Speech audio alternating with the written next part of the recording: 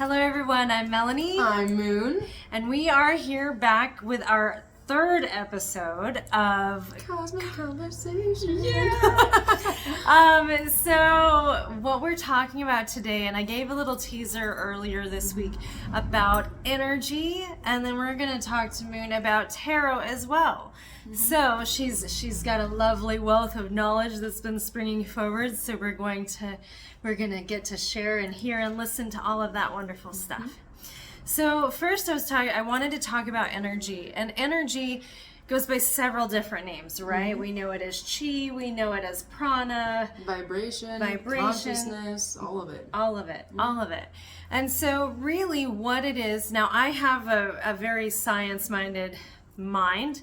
I come from the Western medical side of things, and so I've had to adjust my own learning curve, with diving into this world and demystifying it for myself, because I'm a very analytical thinker, right? And so when I started to awaken to energy and what it was and what it felt like, it was more like I started understanding it more by when we are like in a room, right? And there's been two people fighting, or even, if they've been ecstatically laughing or whatever, you feel that in the room, right? You don't have to be there in their presence at that moment to know what just happened or to feel the energy from that, right? And it's also the connection when you love people and you can feel that they're sad. That is energy. Energy is in everything. Everything. Even Einstein talked about it, E equals MC squared,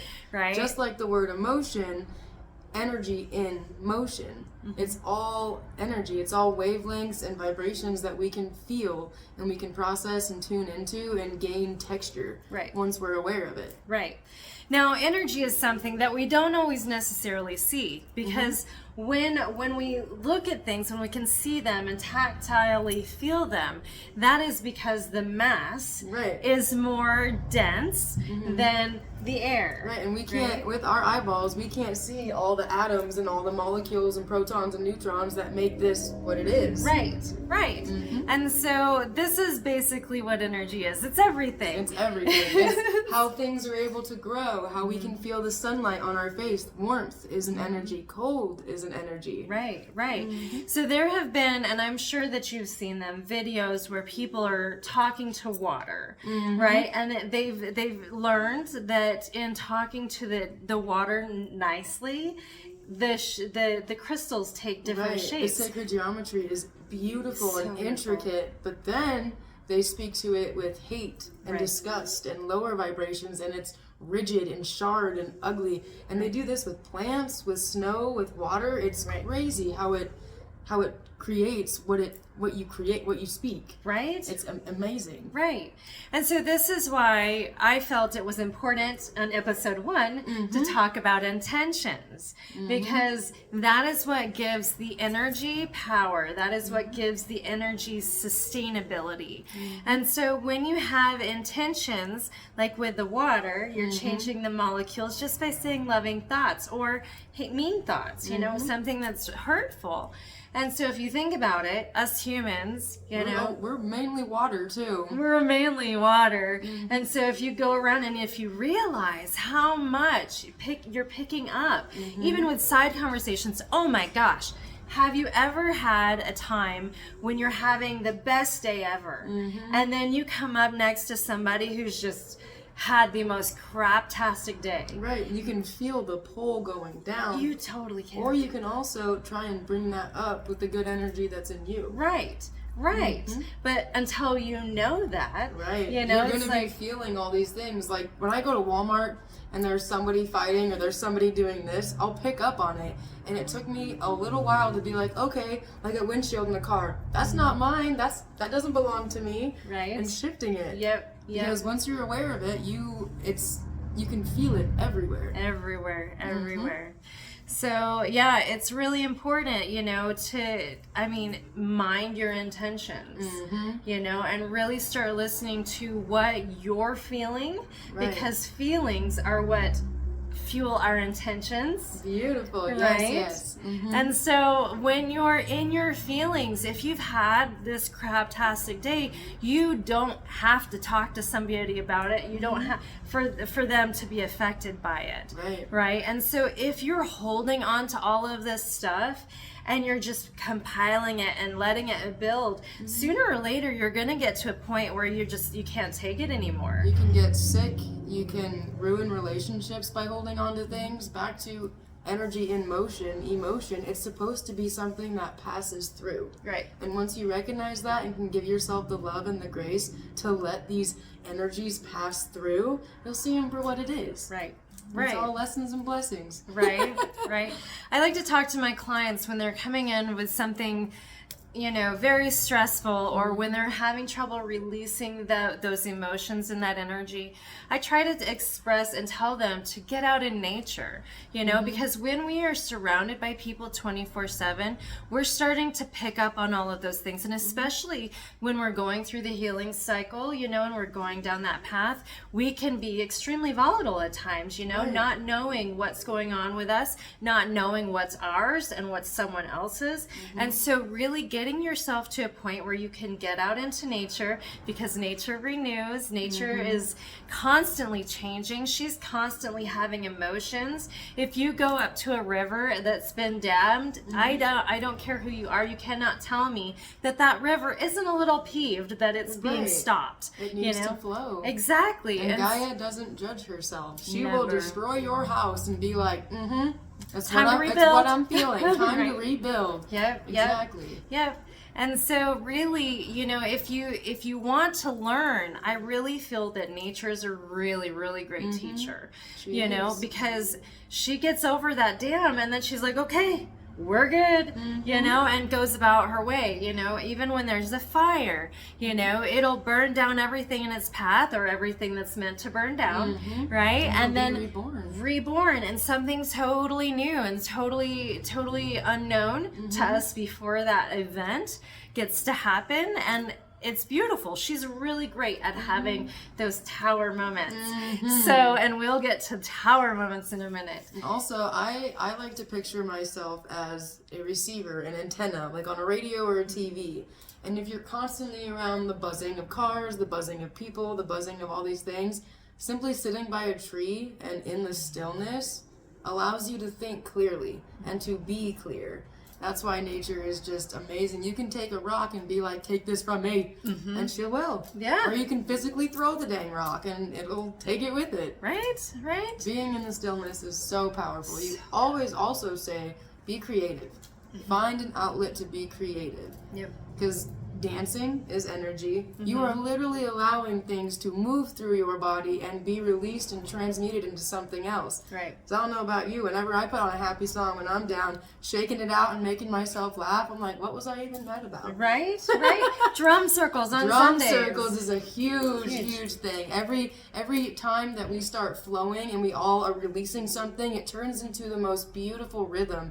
Because once we all get to a certain point, we are in unison, and it's just, it's a good way to shift and shake it up. It's yummy. I love it. It's so yummy.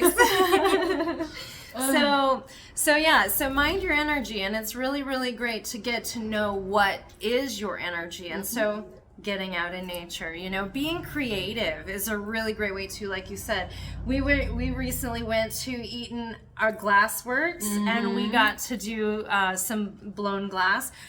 Such a phenomenal teacher, and he works with your hours. So if you have a desire to get a little creative with some glass, I'll post a link to his website so that you can check him out. He's local in Emmett, Idaho here. So if you're one of the lucky people that live in this area, you should really check him out. It was such an amazing experience. I was pushing through a lot of fears, but you did so great. Thank you. We made some beautiful stuff, and it's a really, really good creative new outlet. It's so much fun. So much Definitely recommend. Yeah. Which, by the way, while we're doing shout outs, today we are coming to you from my husband's partnered barbershop, Chrome Comb here in Nampa. So if you hear the noise of the traffic, this is where we're at today. So big, huge shout out to Chrome Comb Barbershop for letting us film here and for being amazing at what they do. If you are a gentleman needing that close fade, if you're wanting something that keeps you feeling suave and sophisticated and yet pampered at the same time, you should really check out Chrome Comb Barbershop downtown in Nampa, Idaho. And it's energy work too, self-care. When you start feeling good about yourself, you're bringing your vibration up. Right. And the hands here do magical things. Magical things. Really, you know, making time for yourself is key. Yes. Because we in society have been taught that if you are not doing something for someone else, then you're failing. Or if you're not doing everything for the kids, everything for the pets, everything for blah, blah, blah. Sitting and taking care of yourself, taking a simple bath, and giving yourself the time to just sort through your thoughts or just do nothing.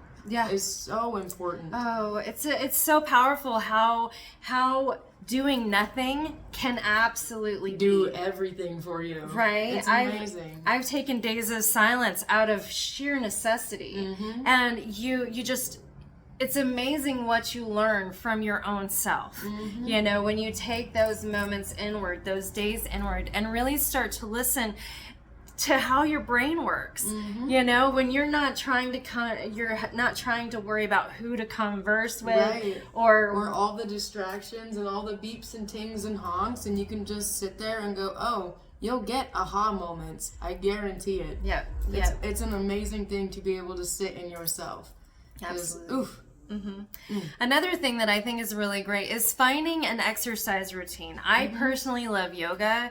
It's really great at helping get the stucks out. There's a lot of energy that gets stuck in the body, which is another thing that I like to do in my office is work with those somatic releases in the body, in the tissues of the body, so that you can move forward, not just energetically, but physically as well. Sometimes we forget that we are multidimensional beings, you know, and that we have so many ooey gooey parts to us that we don't even realize. This vessel needs to be active. Absolutely. And then once you start becoming more aware of certain parts of your body and breathing into it, and that your body is even supposed to move. Right. You know, I work with people a lot who are like, oh my gosh, you know, my bones are moving. It's like, guess what? That's what's supposed to happen. This is great. You're moving through life now, you know, and you're zigging and you're zagging and you're not just walking straight line. Right. So these are great things. Even just going on a simple walk after work or in the morning, it changes a lot in your physical body. Huge.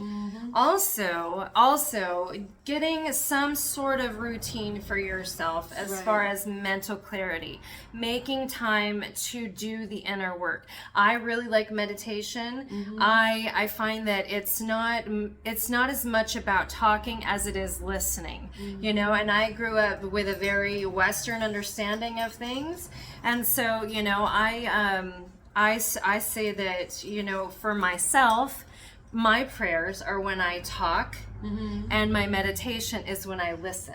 That's beautiful. You know, I love that. And so it's like if we have that willingness to ask and to make that request known or to make that prayer, right, then we have to be willing to also listen. It's a conversation.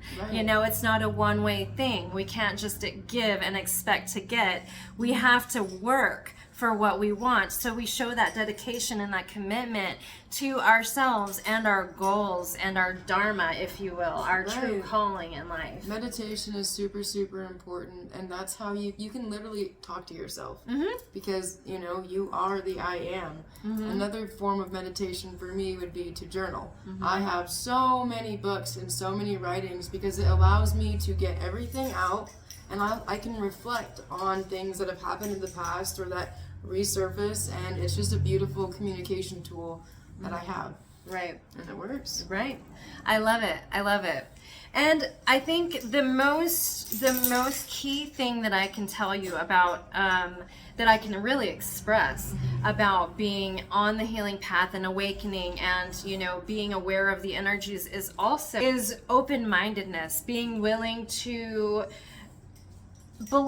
question your beliefs, you know, being willing to be presented with new information that maybe you never would have thought of. Right. You know, there's so many things and ideas and thought processes and feelings out there, and there's more than one way to get there. Right. You know, like I was talking about with our roadmaps. You know, there's more than one way to get there. And so really being open-minded about, okay, I'm being led to crystals now. Holy cow, crystals? What the heck? I mean, I collected them when I was young, but crystals? Right. You know, it's also being open-mindedness is very important, because the more challenges that you go through, that's a chance to expand your knowledge and expand your consciousness. And all in all, challenges allow us to grow. And if you have open-mindedness and acceptance of the things that plop into your life, or you have a random thing that you need to follow, if you're open to it, you will see why you were called to it. Yep. And it's all about expanding and flowing with what is happening in our current. Yep. Yep. It's a lot about, you know, once you jump down that rabbit hole, you just keep falling. There's so many doors. It's really limitless, and you can go as far as you can even imagine and further than that. And so it really just depends on where you feel led. You know, I know that there's more things that I will learn down the path that I'm like, woohoo! But right now, like I'm doing this right now, and we're good. You know, it's baby steps. You can't get to the top of a ladder from the bottom rung all in one leap. You gotta take it step by step. Absolutely. Follow those breadcrumbs. Follow those breadcrumbs. And it's so important too, because it's also exciting to get to know your own energy signature and find what rhythm you create. Right. Because there's so many rhythms out there, and you get to fine-tune and perfect yours. And that is so beautiful. That's what I love about the drum circle too. You know, that's why I love doing the drums, is because, you know, we are so out of tune with ourselves and our own heartbeat, you know, that we're willing to trade it for someone else's and say, okay, this is theirs, you know, so this must be my truth, you know, and then your heart is like, dude, I just give up. That's not what I was saying. That's right? totally not what I was saying. Right. I was like, I admire their passion, but let's move on. You know, Right. we need that passion for life. That's what keeps us going. That's what keeps us out of misery. That's what keeps us really in that creative space to where we're like in flow. Right. Yes, I've got this. Yes, I've got that. This is tools lining up. You know, I've discovered the closer I've gotten to self-love, because, you know, I've always been told the answers are within, the answers are within, but seriously, when you are good here, the answers do flow. Yep. One of the things that sticks with me that you always say in meditation, or used to, is this is your heartbeat. Nobody can take this from you. Nobody can do anything.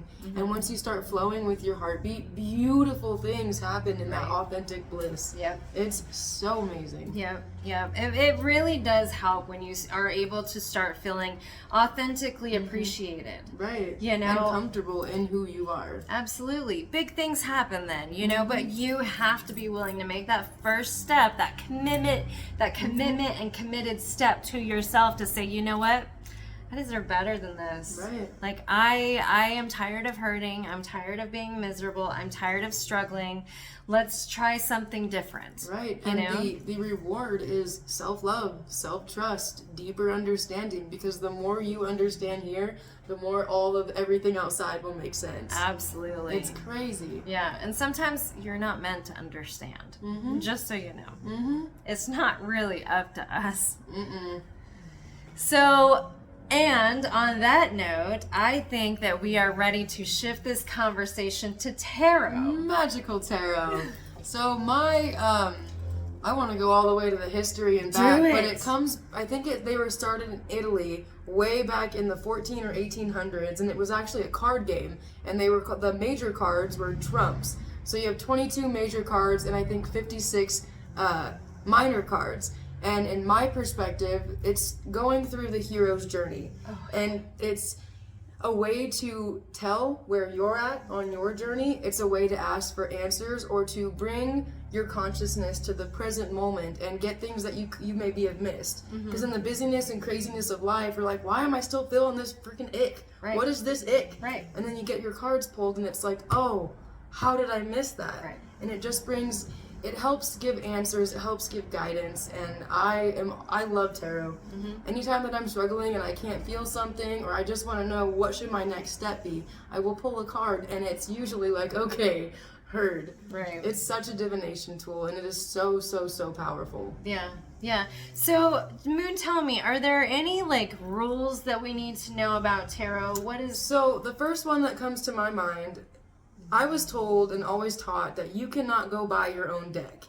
And I've had to wait. I was gifted a deck and it was, okay. But the decks that I have purchased myself that called to me have been more immaculate, more connected than ever. So if you feel called to get a deck or get a journal or get a stone, then I definitely think you should do that. For sure. And there are two types of decks. There's Oracle and then there's Tarot. So Oracle, like this one, is more free-flowing. They have a specific message and it's just, usually it depends on the art and the illustrator and all of that. And Tarot is more of a specific pattern. It has specific stories with each card. But all I ask is, have respect for yourself and for the cards and be open-minded so you can give an intuitive message based on the cards that you are connected with. I love that.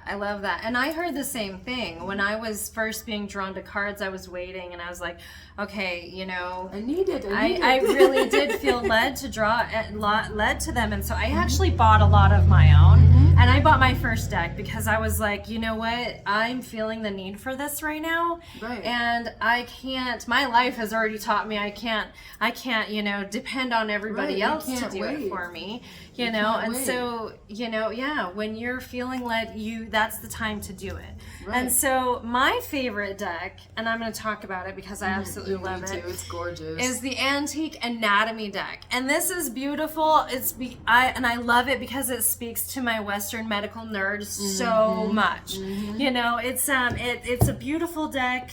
All of the decks that you buy will come with a book and a guidebook that kind of tells you how to read the cards, what each card means, what the pictures and the symbolism means, because there's so many tarot out there for all personality types. There's so much art, there's so much history, there's so much out there. Right. And I find it interesting too that when you're working with cards, the actual playing cards that we use, like for poker cards and stuff like that, those are actually some that people have used in the past and still do use for tarot cards. Because there's the major and the four suits. Exactly. But they also correlate with the four seasons, the four elements. There's so many synchronicities with a deck. Everything. I think his name was Jean Baptiste who first made the Rider-Waite deck or something like that, but anyway, I want to hear about these cards. Yeah. So these cards are beautiful. I love them. They have pins, they have rods, they have a fertility tonic. Let's pass that one up. Right now. They have the skeletal system, they have some muscular system, but it's all in the intention that you put in the cards. Like we were talking about in episode 1. If you're gonna use a hammer, it depends on your intentions. Right? It can be good or it can be bad. And when I do readings, I always call in unconditional love. Because there's so much fear that's being fed out in the normal, day-to-day society. I don't want anything to do with that. I want to be a source of hope for people and a source to help see the silver lining in things. And so even when a tower moment comes, which is also one that is highly transformational, it's an event that sometimes can cause crumbling. It can sometimes shatter your reality reality and make you think out of the box. But tower moments aren't something to be scared of necessarily, because you can learn so much from them. And often you get a chance to restart in a different position from a different place of knowing, which gives you more power. Which enables you to shift and change things, because the image of the tower card, it's one of the major arcanas, is divine lightning shooting through the tower. And that's, when I think of tower, I think of my emotional buildings, my physical buildings, how I see and view things. It shocks it down because, you know, usually we have to be shocked and challenged in a certain way to question and revisit our views. Yes. So tower moments, I think, are beautiful. It's not something to fear. You're given, change is inevitable. Right. It will always flow. That's the one constant in life, is change will happen. It will. It will. And it gives you the chance to go over it.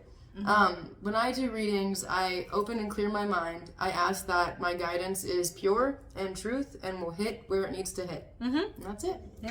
Yep. I find that the more the more dabbling that we do, or the more that we try to control the reading or the tool itself, you know, the more we limit its ability and its scope of ability to help, you know. And one thing that gets a lot of grief about with tarot specifically is that there's a death card or a devil card or something. Death card is my favorite card. And the devil card also reminds me that, you know, it has the devil watching over two people in their chain, but if you look really closely, they're holding on to those chains. And death to me is immaculate, because what happens after death? Rebirth. You're given the chance to completely come out of a situation whole and new and alive. And I just think it's funny that they use these hard words like death and tower, but those are the most beautiful cards. Right? They can be so scary, you know? There's so much fear that is fed into the whole death and devil thing, but really, and we're so used to looking at things face value. Right, but that goes with our limiting belief systems that we were brought up, and, you know, I'm not mad that I was brought up a certain way, but I'm happy that I had the willpower to question it. Right. Because now with this open-mindedness, this new awareness comes out, and I can help explain those cards when they come up and release that fear. Right. Because fear is a magnet. Also going back to energy, fear is a powerful magnet. And if you continue to feed into it, you're going to be scared. Right. But if you practice gratitude and love, gratitude is such a powerful energy. And when you really bask in it, you'll see how good and simple life can be. Right. It's powerful. I personally believe that there's a lot of unconditional love in gratitude. Oh, for sure. You know, because it's an unconditional thing. Whether you know, someone snubs their nose at me or not, I'm still gonna love them. You know, and I'm still gonna be thankful for their existence, because in some way they are adding to this world. They are adding to my life. I don't have to understand it. I just have to accept it. Right. And compassion to me is, I love me enough to love you. Right, exactly. Through any storm. Any storm. And that's why I think gratitude, compassion, and love. You can't go wrong with those three. Yep. And so, and I wanted to talk about too, we talked about the oracle cards and the differences. So I have this deck that's called Unveiling the Golden Ages, and I've gotten to look a little bit through this. I absolutely love the artwork. It's absolutely, and again, you know, it has a nice big, really thick guidebook that will help guide you through any questions, anything. Now, most of the tarot readings that I do are clarity spreads. So I do a lot of work with just my tarot work, or my tarot deck. However, I really like the oracle decks for me personally. You know, I have the white light, the guiding white light one that I absolutely love. But these, I'm just gonna show you guys real quick. These pictures, the artwork is absolutely phenomenal. And this artist actually does several different decks. I've had a few of her decks previously. But like Moon was saying, you know, these are really good for if you want to get a broad, understanding of this thing.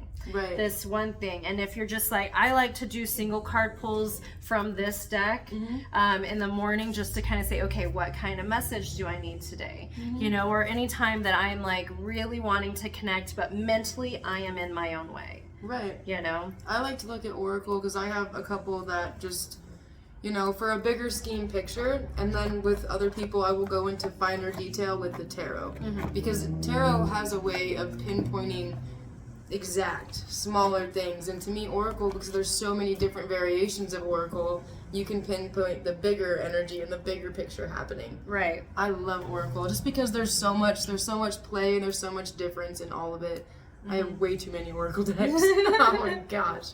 Oh my goodness. So, if you have any questions, if you're needing some guidance, if you're kind of lost in some mystic, you know, way and needing some demystifying. I love that word. I love that word. Keep watching. Enter your comments, you know, let us know what you need to know or what you have questions about. We'll talk about it because I feel that I'm open-minded enough to where I'm like, I want to learn some things from you guys too, you know. Everything's in and nothing is out, so please reach out. Yeah, please reach out. Also, if you want to keep in tune and keep notified of all of our videos when they post instead of when we get to post them on social media, then please like and subscribe our channel so that we can keep coming to you and that you can keep learning. Heck yeah. All right. So we are sending you all so much love and so much light, and I really, really hope you are intentionally having a wonderful day, if not otherwise. Thank you for being. Yay! Bye.